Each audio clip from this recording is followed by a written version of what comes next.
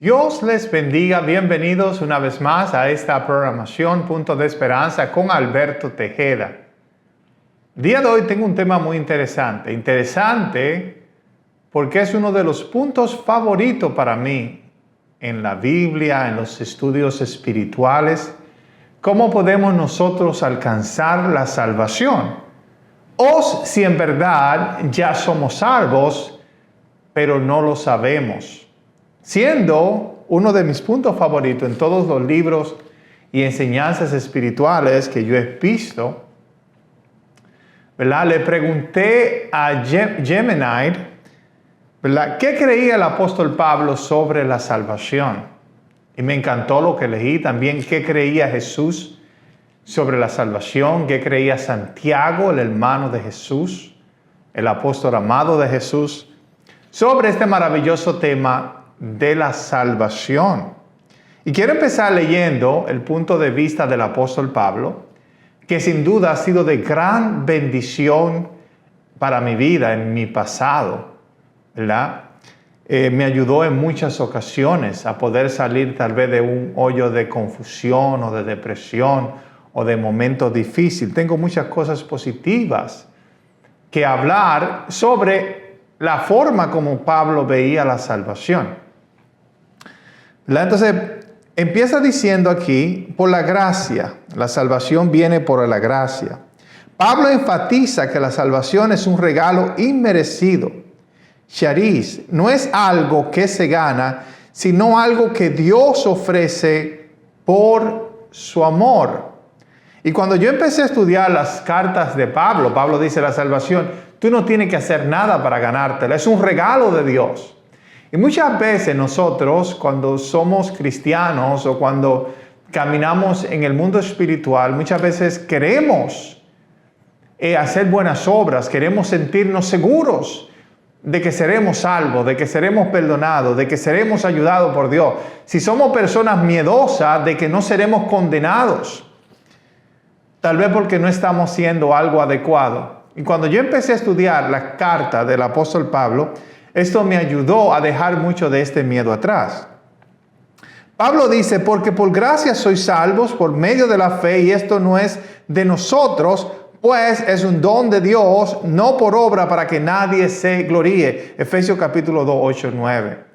Nosotros sabemos qué importantes son las obras para nosotros como seres humanos. O tienes que congregarte todos los días en la iglesia, o todos los días que hagas servicio. Tienes que pagar taxes, tus padres te dicen tienes que limpiar tu cuarto, en la escuela te dicen tienes que hacer la tarea, la sociedad dice tienes que comportarte. Y aunque todas estas cosas en realidad son muy buenas, pero muchas veces si lo tomamos en la forma equivocada pueden traer cargas, pueden traer presiones a nuestra vida, especialmente cuando nos volvemos estudiantes de la Biblia o de cualquier libro espiritual, sea el Corán o sea cualquiera de estos libros.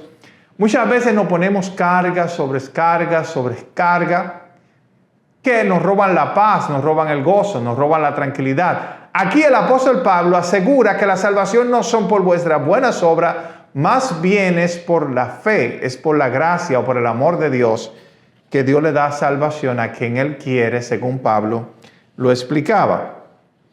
Pablo dice que la salvación es por medio de la fe, ¿verdad?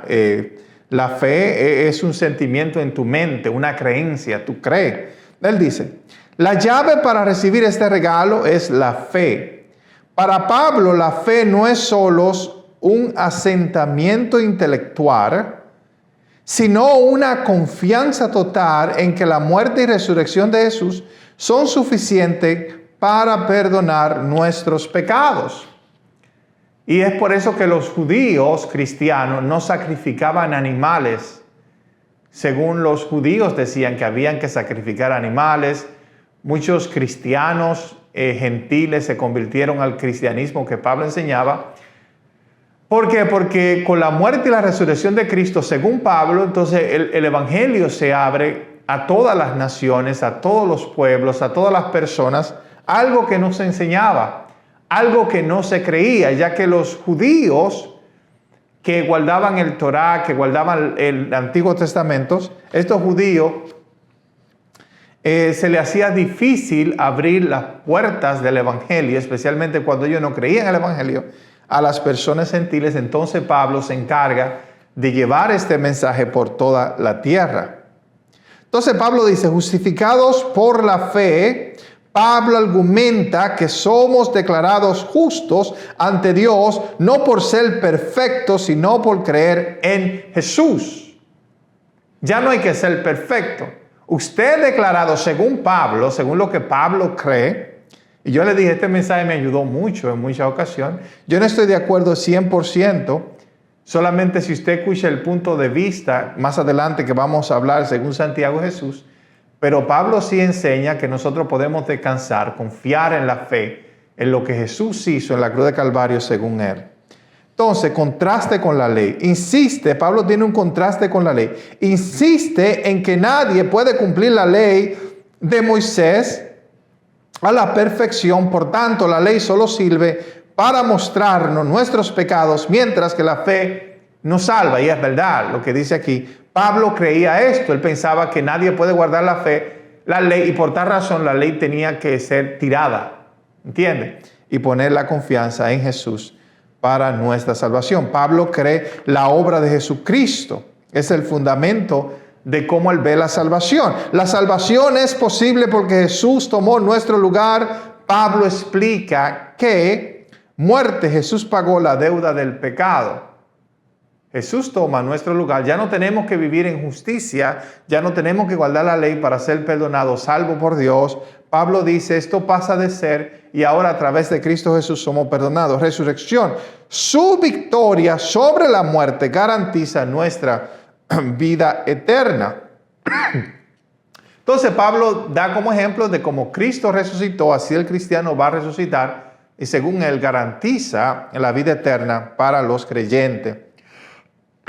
Perdón, Pablo dice, la confesión y el corazón. En su carta a los romanos, Pablo resume el proceso de recibir de una manera muy práctica, ¿verdad? Que si confesares con tu boca que Jesús es el Señor y creyeres en tu corazón que Dios le levantó de los muertos, serás salvo. Según Pablo, la salvación a través de la fe solucionaba todos los problemas de los hombres. Ya no se necesitaba la ley. Y hay muchos cristianos, ¿verdad? Uno más que otro que creen solamente, si yo creo en Jesucristo estoy bien, estoy salvo, estoy perdonado, estoy asegurado en la salvación.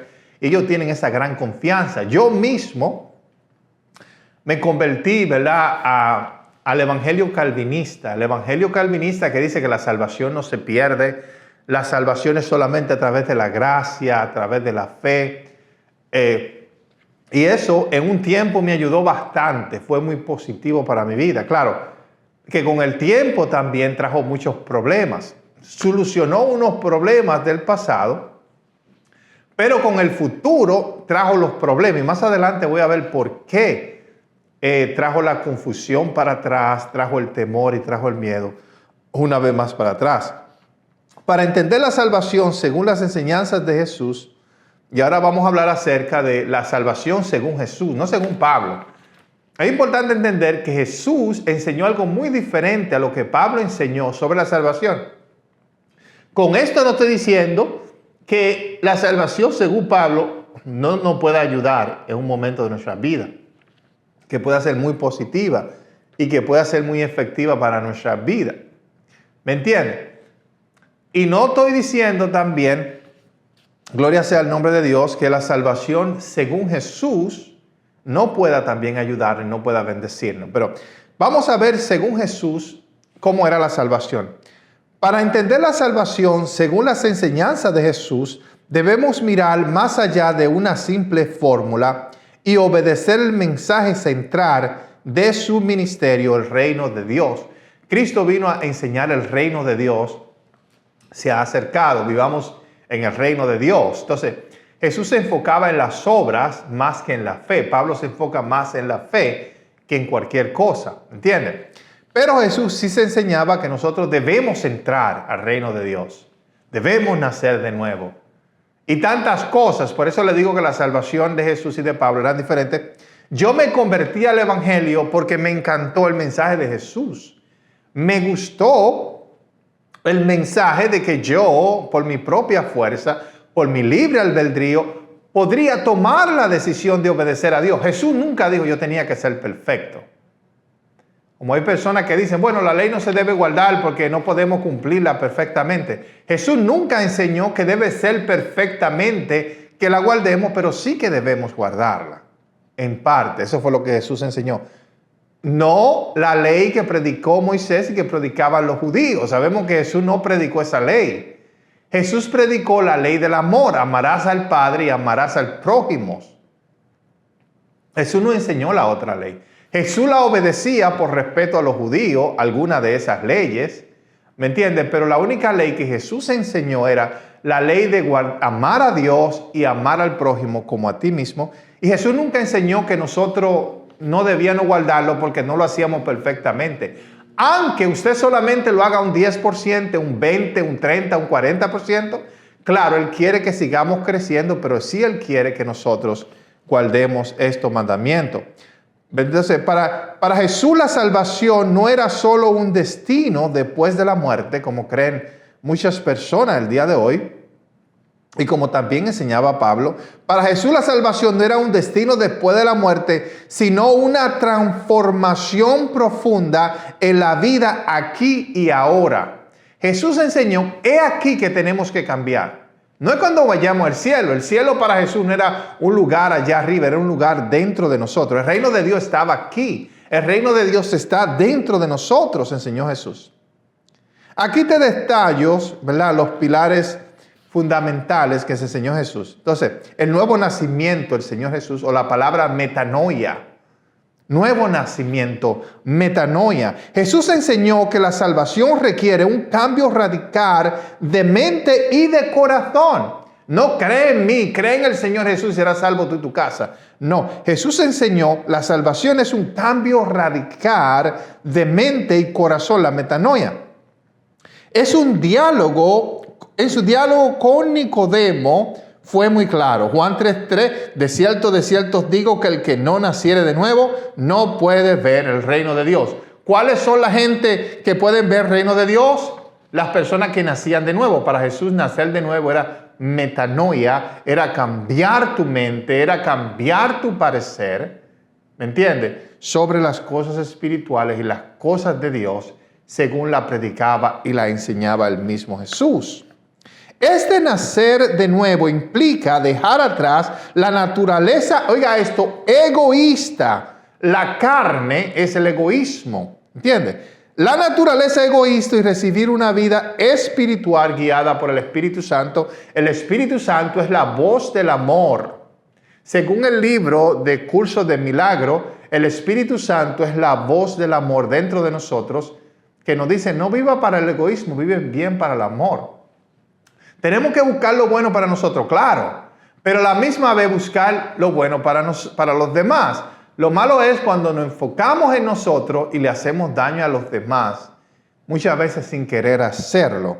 Entonces, no solamente no podemos amar a nosotros mismos, tenemos que amar a los demás. Y Jesús habló de esto. Entonces, la fe y la confianza en Él. Jesús se presentó a sí mismo como el puente entre la humanidad y Dios. La salvación está intrínsecamente ligada a creer en su, aleluya, identidad y su misión. Entonces, quiero hablar un poco de esto. Cuando Jesús enseñó que Él era la salvación, Él se estaba refiriendo al mensaje que Él predicaba. ¿Entiendes? Porque Él mismo decía, este pueblo me llama Señor, Señor, pero no hace lo que yo lo digo. Para Jesús no era lo importante que usted le llamaba Señor. Para Jesús era que usted obedeciera su mensaje. Y su mensaje es el mensaje más claro, más potente, más importante. Es ama a Dios y ama a tu prójimo. Jesús no enseñó lo que Pablo enseñó. No estoy diciendo que el mensaje de Pablo no tiene mucho valor, ¿me entiendes? Pero Jesús nunca enseñó eso. Jesús enseñó la salvación se adquiere cuando usted ama a Dios y cuando ama a su prójimo. Cuando deja atrás su naturaleza egoísta, cuando nace de nuevo, metanoia, cambia su mente. Juan capítulo 14, verso 6. Jesús dice, yo soy el camino y la verdad y la vida. Nadie viene al Padre si no es por mí. ¿Qué está hablando Jesús aquí? Él está hablando no de Jesús, de sí mismo. Él está hablando del yo soy. Como Dios le dijo, ¿quién eres tú? Le preguntó Moisés, ¿quién le diré al pueblo que me he enviado? Y el Padre le dice, dile que yo soy, te envió. Jesús está diciendo con este verso claramente que cuando nosotros conocemos el yo soy que está dentro de nosotros es cuando encontramos el camino, encontramos la verdad y encontramos la vida. Cuando el yo soy, cuando entendemos que somos parte de Dios, no venimos de una energía fuera de Dios. Dios no me creó a mí de la nada, como hay muchas personas que creen. Dios me creó a mí de sí mismo. Y no solamente eso, Él sopló aliento de vida sobre mi vida. Y no solamente eso, yo fui creado a la imagen y semejanza de Dios, que aún ni los ángeles fueron creados de esta forma. Y es por eso que yo puedo decir yo soy, porque yo soy. Gloria sea el nombre del Señor. Yo soy parte de Dios. Dios es el océano. Yo soy las olas. Por eso Jesús dice, cuando nosotros, y eso es lo que creo yo que Él quería decir, cuando nosotros reconocemos que yo soy ese ser que vive dentro de nosotros, que es el Espíritu de Dios, yo soy el camino, la verdad y la vida, y nadie viene al Padre si no es por mí. Cuando miramos dentro de nosotros y vemos a Dios dentro de nosotros, es cuando podemos cambiar. Muchas veces pensamos que Jesús es un camino. Jesús no puede ser un camino. Él está hablando metafóricamente. Él era un hombre, Él era una persona. Jesús dice, yo soy el camino porque el yo soy está dentro de todos nosotros. Dios vive dentro de todos nosotros. Alabanza sea el nombre de Dios. Metafóricamente podemos entender que el yo soy vive dentro de nosotros, y cuando nos descubrimos a nosotros mismos es cuando empezamos a caminar en el camino, en la verdad y en la vida. Juan 11:25 dice, el que cree en mí, aunque esté muerto, vivirá. La muerte no es real. El libro Curso de Milagros dice que la muerte es solamente una ilusión, y la razón es porque Dios no creó la muerte. Jesús mismo, cuando ve a la niña, la hija de Jairo que está muerta, dice, ella no está muerta, solamente duerme. La muerte es una mentira, es solamente un engaño, es solamente una ilusión. La muerte no existe. Nosotros lo vemos así, la llamamos muerte, pero la muerte no existe. Jesús dice, ella no está muerta, solamente duerme. Y Jesús le dice, gloria sea el nombre de Dios, niña, a ti te digo, levántate. Y es verdad que nuestro cuerpo perece y deja de existir. Sabemos eso. Es verdad que nuestro ego un día va a desaparecer. ¿Y qué es el ego? El ego es el sistema que nosotros creamos desde que somos chiquitos. Mis sentimientos, cómo yo me siento hacia tal persona, hacia tal cosa. Ese sistema de emociones y pensamiento que yo como persona creo en mi cuerpo, ese no soy yo, ese ego también va a desistir, pero hay una parte de mí que es la parte de Dios, que es una parte pura, una parte buena, una parte que nunca deja de existir, que nunca ha de morir, que no peca, que no se equivoca, que no tiene ninguna necesidad y que no tiene un problema, pero lo tiene todo. ¿Ok? Entonces, Jesús enseñó, para Jesús, y Él habla como el amor, como evidencia de la salvación. Para Jesús no existe una salvación teórica. La salvación no es algo teórico. La fe debía manifestarse en el amor al prójimo. ¿Cómo se manifestaba la fe? Al amar a lo prójimo. Claro, tú tienes fe en Dios, tú tienes fe en el mensaje de Jesús. Así es que usted empieza por la fe. Pero usted no puede quedarse en la fe. Usted tiene que amar al prójimo. No es una forma egoísta aceptarlo como ellos son, aleluya, llevarse con ellos, tratar de ayudarle a usted mismo y a ellos también. El amor para Jesús era donde se encontraba la salvación. No se encontraba en que usted tenía fe en algo, pero no lo ponía en práctica. Porque más adelante vamos a ver a Santiago, que también dice que la fe sin obra está muerta. ¿Me entiende? Yo le dije a usted, a lo primero, yo cuando me convertí era muy gozoso con el mensaje de Jesús. Enamorado totalmente. Pero empecé a ponerme carga y agregarle a lo que Jesús enseñó y a empezar a ver los mandamientos judíos, que es otra cosa totalmente. Y a pensar que yo tenía que guardar esto, entonces me llené de carga, de depresiones, de confusiones y todas estas cosas. ¿Por qué? Porque empecé a ligar el mandamiento de Jesús, que es tan simple, ama a Dios y ama al prójimo, con otros mandamientos de hombres, ¿verdad? Y aunque esos mandamientos ayudaron mucho a los judíos por muchos años, pero no son para mí, yo no soy judío. Yo soy una persona gentil que me enamoré del evangelio por Jesús, no por los judíos, no por Pablo, no por Pedro, no por Juan, pero exactamente por Jesús. En la palabra de las ovejas y los cabritos, Mateo 25, oiga esto, Jesús identifica la salvación con aquellos que alimentaron al hambriento. Aleluya, vistieron al desnudo y visitaron al enfermo. Esta es la salvación para Jesús. No es que usted confiese a Cristo como el Salvador, como enseña Pablo. Le dije, a mí me ayudó por mucho tiempo el mensaje de Pablo. El día de hoy yo me enfoco más en lo que enseñó Jesús. Hay que ayudar al que está en necesidad cuando podamos hacerlo. No siempre vamos a poder hacerlo, pero ayudar, amar, cuidar. Hay personas que dicen, yo soy cristiano, me voy con Dios, no es por obra para que nadie se gloríe, y no tienen responsabilidad con nadie, solamente con ellos mismos. ¿Me entienden? Bueno, lamentablemente para Dios la salvación viene cuando le hacemos bien a los demás. Entonces, hablando de Santiago, el hermano de Jesús, y yo creo que Jesús le dejó la responsabilidad de la iglesia a este hombre. No fue a Pedro, no fue a Pablo, fue a Santiago. Fue a Santiago que Jesús le dejó la responsabilidad de la iglesia. Aunque la iglesia católica romana decidió decir que fue a Pedro.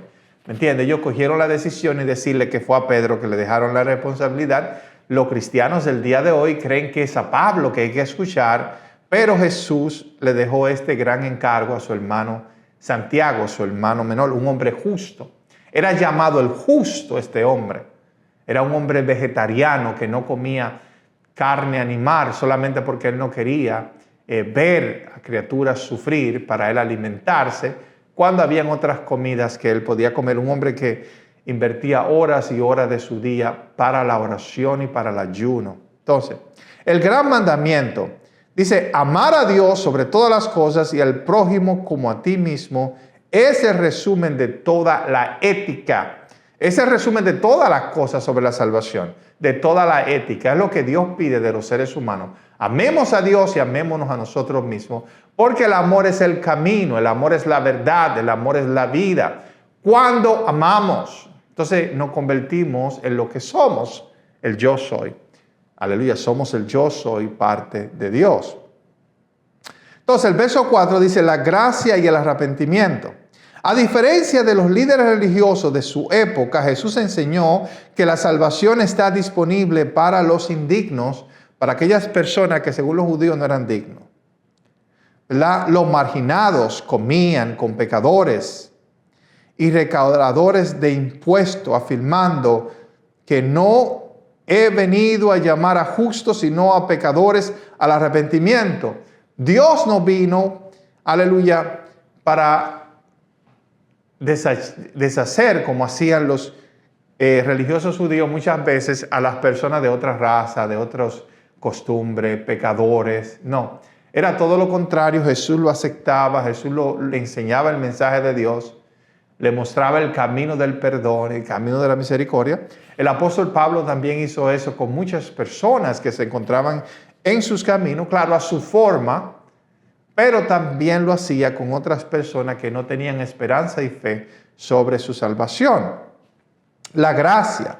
En la parábola del hijo pródigo, Jesús muestra a un padre que corre a abrazar al hijo que falló, incluso antes de que éste pueda pedir perdón, aleluya, formalmente. Habla de la gracia, de la misericordia de Dios y cómo Dios corre, cómo viene a nosotros cuando nosotros hemos fallado, cuando nosotros hemos pecado, cuando hemos hecho lo malo. Este joven tenía el libre albedrío, y el libre albedrío de este joven fue el que lo llevó a pecar, fue el que llevó a llevarle lo malo. Su padre no quería que él, porque el padre sabía lo que iba a venir. ¿Me entiendes? Y va a venir una calma. Y va a venir lo que dice Jesús, lo que tú siembras has de cosechar. El padre entendía eso, el niño no lo entendía. Y el padre, en libre albedrío, permite que su hijo cometa todos estos errores, todos estos fallos, buscando placeres. Los placeres son buenos siempre y cuando te lo haga la voluntad de Dios. ¿Entiendes?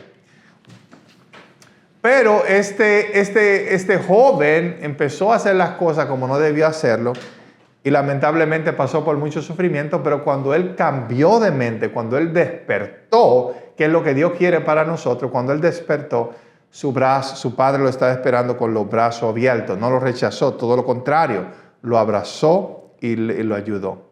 La gracia y el arrepentimiento, a diferencia de los líderes religiosos de su época, Jesús enseñó que la salvación está disponible para los indignos, como le estaba diciendo. Entonces, el seguimiento o el discipulado. La salvación, según Jesús, implica acción. No es solo creer ideas, sino seguir sus pasos. Y le podemos decir, el día de hoy, es por eso que me enfoco más en el mensaje de Jesús. El mensaje de Pablo, llegó un tiempo que yo pensaba que era salvo por gracia, que no era por obra, y esto trae libertinaje a mi vida. Yo le dije a usted, ¿me entiende?, que la ley trajo legalismo, pero la gracia, como la predicaba Pablo, trajo libertinaje a mi vida. Un libertinaje que yo no quiero, ¿me entiende? Pero la gracia de Jesús trae salvación, trae esperanza. Claro, yo soy salvo por gracia, por amor, por la bondad de Dios, pero eso no quiere decir que yo no tengo, gloria sea el nombre de Dios, que obedecer la voz de Jesús, guardar sus mandamientos, los cuales son muy simples. Amar a Dios, amar al prójimo. ¿Cuántos mandamientos no te dan el día de hoy en muchas iglesias? Miles de mandamientos. Miles de mandamientos. Tiene que hacer esto, tiene que hacer esto, tiene que hacer esto, tiene que hacer esto. Pero la salvación es tan fácil, el caminar con Dios es tan fácil, que usted ni necesita ir a una iglesia. Usted necesita amar a Dios y amar al prójimo. Y no estoy diciendo que ir a una iglesia es malo. A mí me ha ayudado muchísimo en ocasiones ir a una iglesia. Él llamó a sus seguidores a tomar su cruz cada día. No de que, yo tengo fe en Dios. No es que yo tengo fe en Jesús. No, tome su cruz y sígame. Que quiera seguir en pos de mí, tome su cruz. Y sígame, ¿cuál es la cruz? La cruz es, gloria a Dios, amar a Dios y amar al prójimo. En el Sermón del Monte advirtió que no todo el que dice Señor, Señor, entrará al reino de Dios, el que hace la voluntad de mi Padre. Y como le dije, para Jesús, el reino de los cielos no era un lugar en el cielo, era un lugar dentro de las personas. Y usted puede decirle al Señor, Señor, Señor, pero si no hace lo que Él nos mandó a hacer, usted no entrará a ese lugar. Usted no entrará a esa paz, a ese reino, a esa riqueza espiritual que Dios quiere que usted descubra en usted. ¿Verdad? Muchas gracias por haber escuchado esta programación el día de hoy. Yo soy Alberto Tejeda, que me despido. Así que Dios te bendiga.